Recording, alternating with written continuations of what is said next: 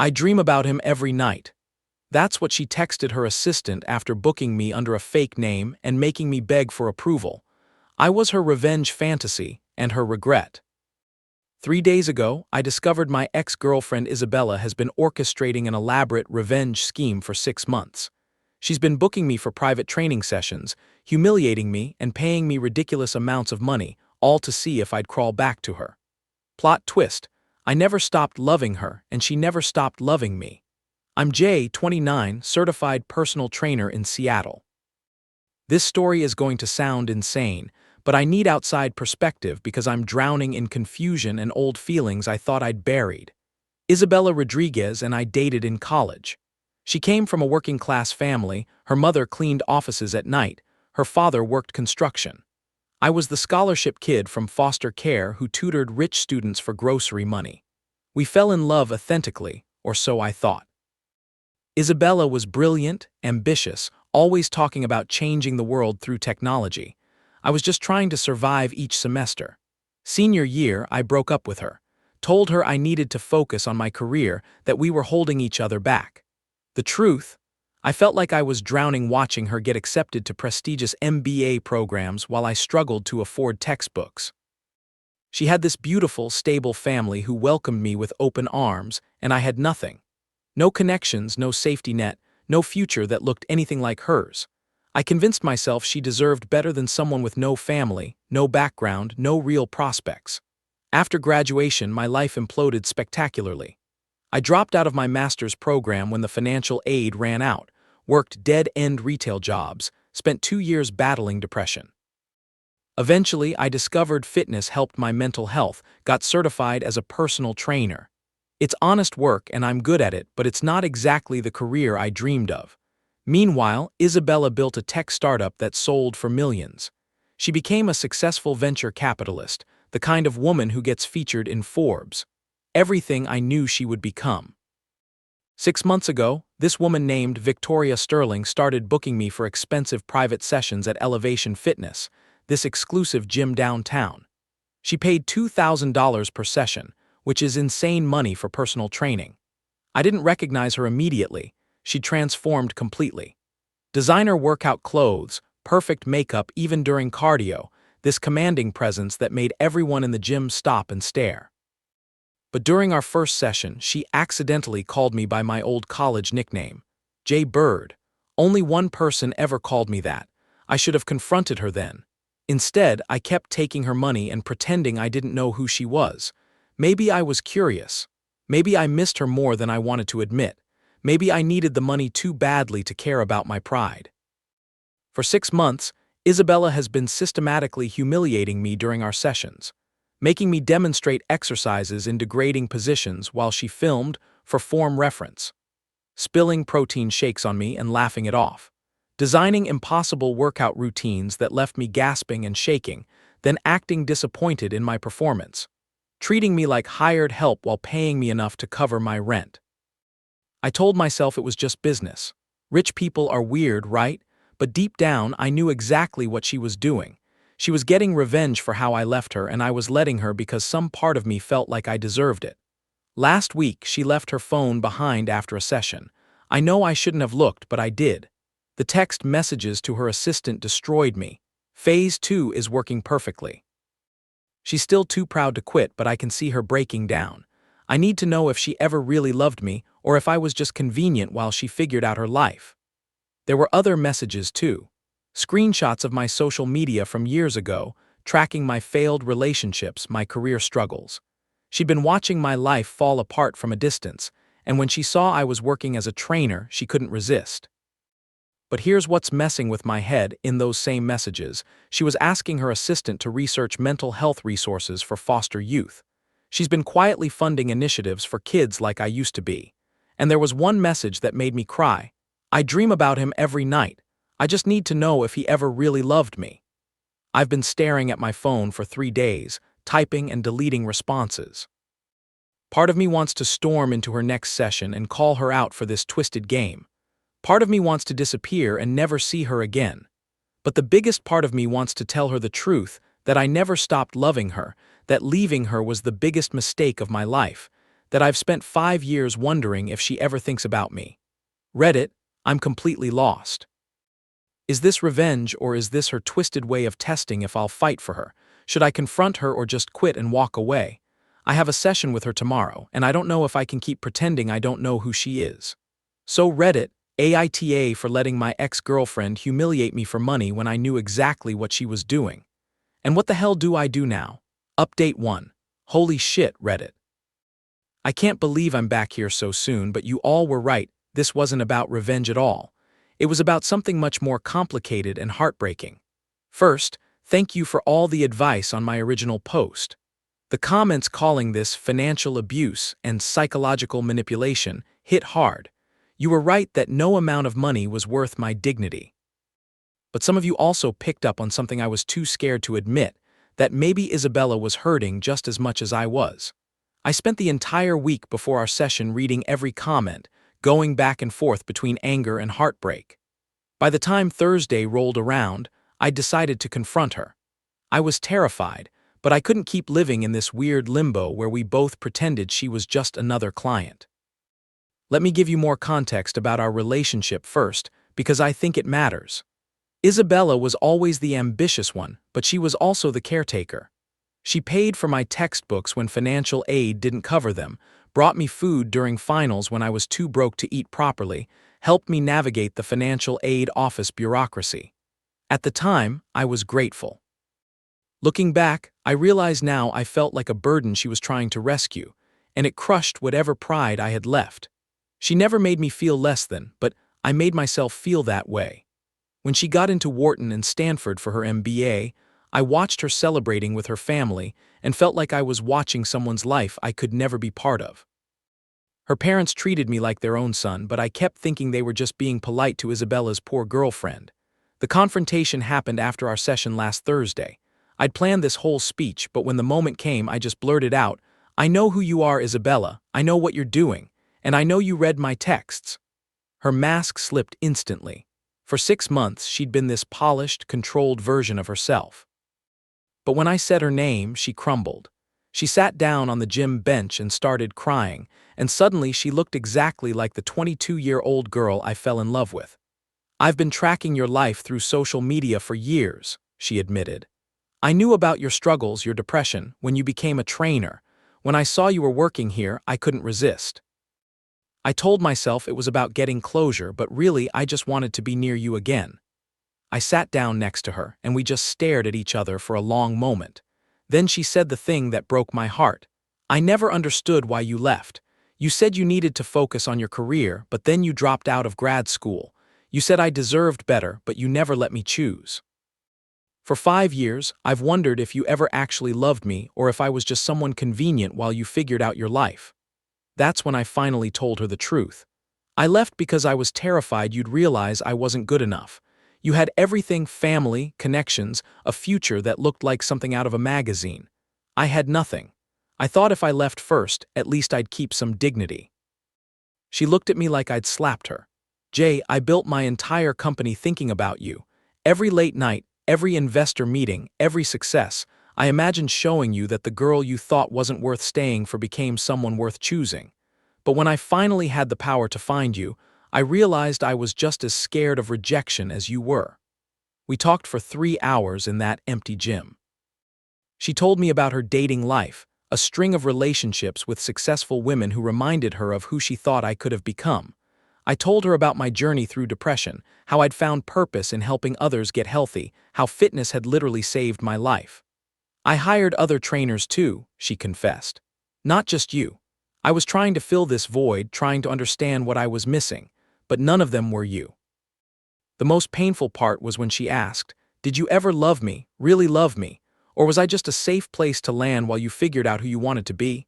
I took her hands and they were shaking. "Isabella, I loved you so much it terrified me. I loved you so much I convinced myself I was holding you back. I loved you so much I thought the kindest thing I could do was disappear." She started crying again. "I thought if I could make you feel small the way you made me feel small when you left, maybe I could understand why you did it, but all I did was hurt us both more. We agreed to start over, not as trainer and client, not as the people we used to be, but as who we are now. I quit the gym the next day to avoid the power dynamic. She canceled all her other sessions with different trainers. We're meeting for coffee tomorrow. Just coffee as ourselves. I'm nervous as hell but also hopeful for the first time in years. I don't know if we can go back, but maybe we can go forward. We're both different people now. She's built an empire, I've built a life helping others heal. Maybe that's enough foundation for something new. I'll keep you posted, Reddit.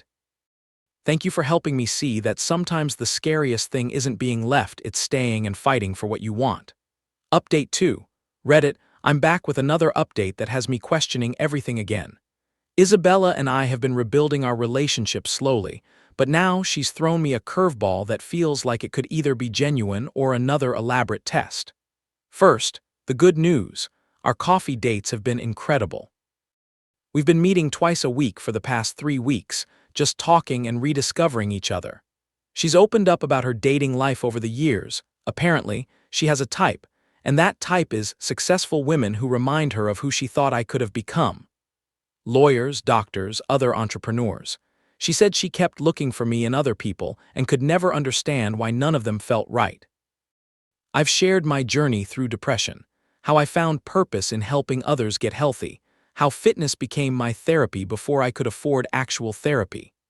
She listened without judgment when I told her about the 2 years I barely left my apartment, how I lived off ramen and worked overnight shifts at a warehouse because I couldn't handle being around people during the day. The conversations have been raw and honest in a way they never were in college. Back then, we were both so focused on our futures that we never really talked about our fears. Now we're talking about everything: her imposter syndrome in the VC world, my struggles with feeling worthy of love, how we both built walls to protect ourselves from getting hurt again. But then last Tuesday, she dropped a bombshell. We were walking through Pike Place Market, sharing a bag of mini donuts like we used to in college when she said, "I have a business proposition for you." My stomach dropped. Here we go again, I thought. "I want to fund your vision," she continued. "You could build something that helps people the way fitness helped you. A wellness company that combines mental health and physical training. I'm talking about real money, Jay. 500,000 seed funding, 40% equity, complete creative control." I stopped walking. "Are you offering this because you believe in me or because you're still trying to prove something?" Her response was cryptic. "Maybe both. Does it matter if the outcome helps people?" That answer has been haunting me for over a week now. I've done my research since then. Isabella's other investments are all legitimate, successful ventures. Her reputation in the VC world is stellar. She's known for backing companies that create social impact, not just profit. But here's what's messing with my head. I also discovered she's been quietly funding mental health initiatives for foster youth for the past 3 years. My exact demographic. Coincidence? I think not. Last weekend, she invited me to her parents' house for dinner. I hadn't seen them since college and I was nervous as hell. Her mom, Carmen SR, hugged me like I'd never left and immediately started showing me photos of Isabella's business achievements. Her dad, Roberto, was quieter but warm, asking about my work and actually listening to my answers. But Isabella's younger sister, Carmen Jr., was hostile. She cornered me in the kitchen while I was helping with dishes and said, "You broke her heart, Jay, like really broke it. She spent 2 years in therapy because of you. She stopped eating, stopped sleeping, barely functioned. Don't do it again." I had no idea the impact of my leaving went that deep. Isabella had always seemed so put together, so in control. Learning that she'd struggled that much because of my decision made me feel sick with guilt. When I brought it up with Isabella later, she was quiet for a long time. Then she said, "I learned in therapy that I have a pattern of trying to control outcomes because I'm terrified of being left again. This business offer, maybe it is a test. Maybe I'm trying to see if you'll stay when things get complicated, when there's real pressure and responsibility." Her honesty floored me. "Are you asking me to be your business partner or your girlfriend?" "I don't know," she admitted. "Maybe I'm hoping if we build something together, you won't be able to leave as easily this time." That conversation happened 3 days ago, and I've been wrestling with it ever since. The business opportunity is incredible. I've spent years dreaming about creating a program that combines personal training with mental health support, specifically for people from disadvantaged backgrounds. Isabella's funding could make that dream a reality. But is she offering this because she genuinely believes in my vision, or because she's trying to create a situation where I'm financially dependent on her? Is this about helping people or about making sure I can't disappear again? Yesterday, I made a decision. I called her and said, I'll do this with you, but as equals. No more power games, no more tests. If you want to know if I'll stay, ask me directly. There was a long pause, then she asked, will you stay, Jay, even when it gets hard, even when we disagree, even when you get scared? I never wanted to leave in the first place, I told her. I just didn't know how to stay. She started crying on the phone. I'm so tired of being scared, she whispered. I'm tired of trying to control everything. I just want to build something beautiful with you. We're meeting with lawyers next week to draw up partnership agreements. I insisted on paying for my own legal representation, no more accepting help that makes me feel indebted. We're also starting couples therapy, even though we're not officially back together yet. Isabella suggested it, which surprised me. But here's the thing that's really messing with my head. Yesterday, I discovered Isabella has been secretly paying my rent for the past 6 months through a shell company. My landlord let it slip when I went to pay this month's rent, and he said it was already covered by the Sterling Group. I confronted her about it last night. She broke down completely. I was terrified you'd disappear again if life got too hard. I thought if I could just make things a little easier, maybe you'd stay in Seattle, maybe you'd be okay. The humiliation was overwhelming. Isabella, you robbed me of my agency. How much of my recent stability has been real? How much has been you pulling strings behind the scenes? Just the rent, she swore. I swear, just the rent. I know it was wrong, but I couldn't bear the thought of you struggling when I had the power to help. We're supposed to finalize the business partnership next week, but now I don't know if I can trust her judgment. Is this about love or control? Can it be both? How do I know if I'm making this decision freely or if I'm being manipulated by someone who knows exactly which buttons to push? Reddit, I need your perspective. Am I being naive to think she's changed? Is this business offer genuine or another elaborate test? Should I walk away from the best opportunity I've ever had because I can't trust her motives? I love her. I've always loved her. But love isn't enough if we can't figure out how to be equals. What would you do? Update 3. Reddit, it's been a year since my last update, and I promised I'd come back with the final chapter of this insane story. Spoiler alert, it has a happy ending but not the way I expected. First, thank you to everyone who told me to run from Isabella's business offer. You were right to be suspicious. But thank you also to those who said sometimes love requires taking calculated risks. You were right too. Jay and Isabella's wellness company, Rooted, opened its first location 6 months ago in my old neighborhood in South Seattle. We created a program that combines personal training with mental health support, specifically for people from disadvantaged backgrounds. Our sliding scale pricing means someone can get comprehensive wellness support for as little as $20 a month. We now have a waiting list of over 300 people. But let me back up and tell you about the journey because it wasn't smooth sailing. The rent revelation almost ended everything before it began. When I discovered Isabella had been secretly paying my rent through a shell company, we had our biggest fight yet. I mean screaming, crying, throwing things kind of fight. I felt like every moment of stability I'd built was a lie. You robbed me of my agency, I told her. How can I trust any decision I make when you're manipulating the circumstances?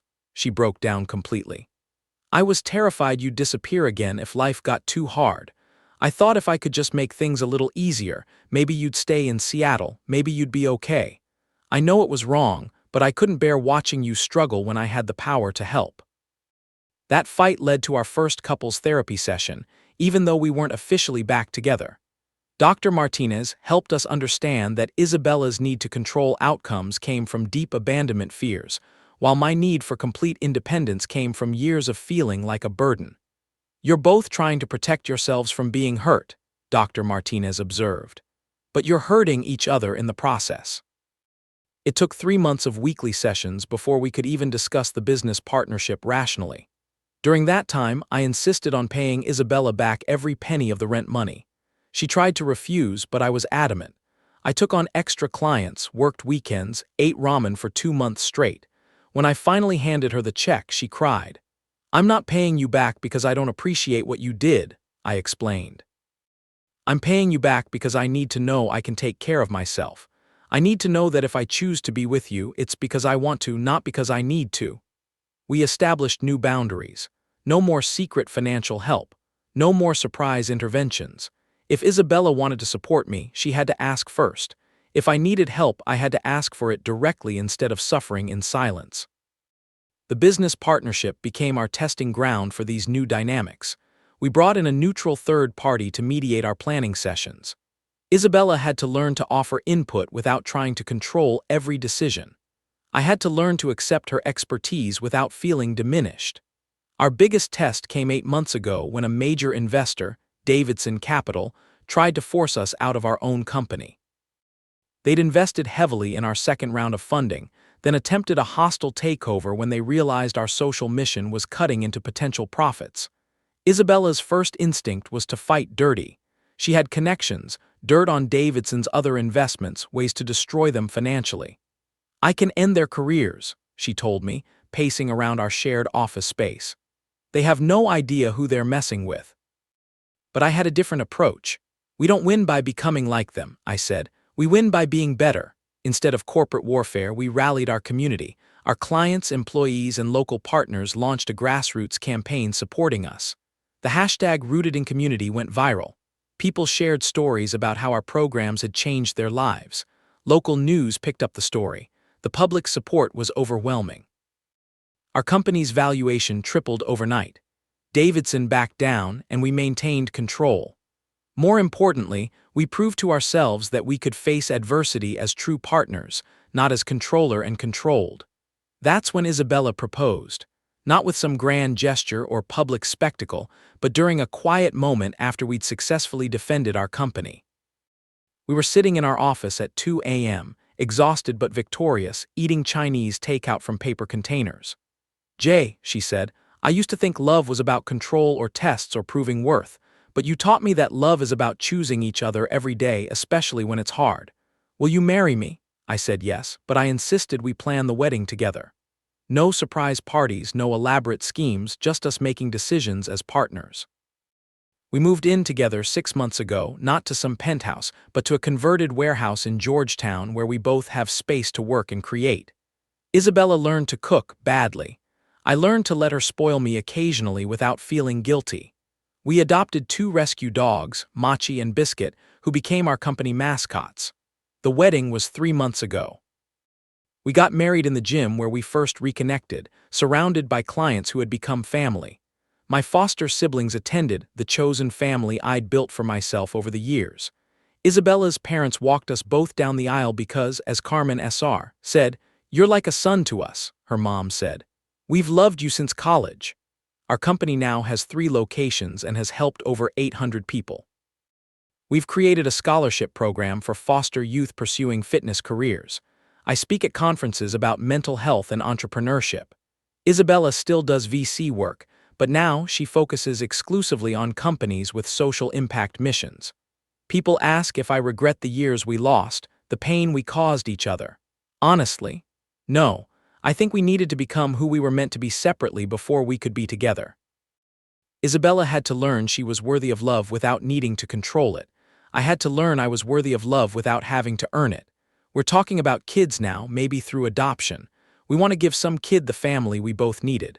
Our company is expanding to Portland next year, but mostly we're just happy. We wake up every morning choosing each other, and that feels like enough. Last week, Isabella found our old college photos. There's one of us at Pike Place Market, sharing a bag of mini donuts, looking so young and hopeful. "Look how far we've come," she said. "Look how far we still have to go," I replied. She smiled. "Together, together." Thank you, Reddit, for helping me see that sometimes the scariest thing isn't being left, it's staying and fighting for what you want. Sometimes love looks like revenge, but real love looks like showing up every day and doing the work. We're doing the work, and it's beautiful.